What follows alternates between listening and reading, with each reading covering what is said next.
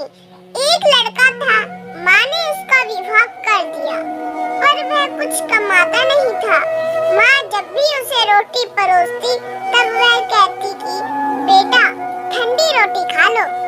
लड़के की समझ में नहीं आया कि माँ ऐसा क्यों कहती है, फिर भी वह चुप रहा।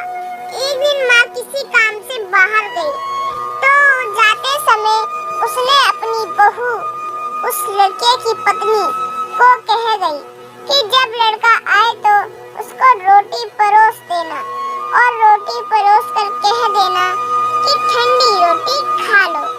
उसने अपने पति से वैसा ही कह दिया तो वह चिढ़ गया कि माँ तो कहती ही है और तू भी कहना सीख गई। वह अपनी स्त्री से बोला कि बता रोटी ठंडी कैसे हुई, रोटी भी गर्म है, दाल साग भी गर्म है, फिर तू ठंडी रोटी कैसे कहती है। वह बोली कि यह तो आपकी माँ जाने, आपकी माँ ने मुझे ऐसा कहने कहा है इसीलिए मैंने कह दिया।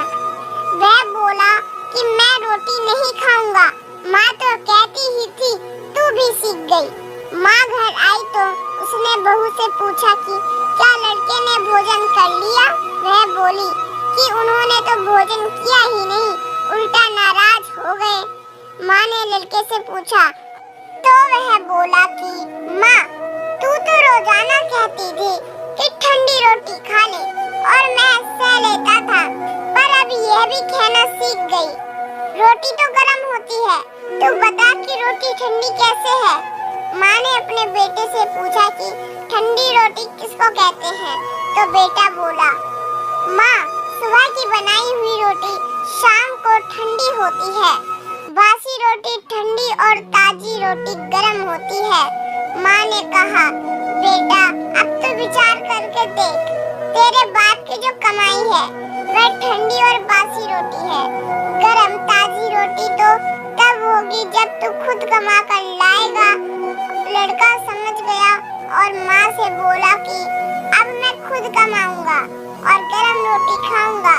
इस कहानी से यह शिक्षा मिलती है कि विवाह होने के बाद ठंडी रोटी नहीं खानी चाहिए, अपनी कमाई की रोटी खानी चाहिए। इसीलिए विवाह तभी करना चाहिए जब स्त्री का और बच्चों का पालन पोषण करने की ताकत हो। यह ताकत ना हो तो विवाह नहीं करना चाहिए। दोस्तों आपको कहानी कैसी लगी, लाइक और सब्सक्राइब जरूर करें। धन्यवाद।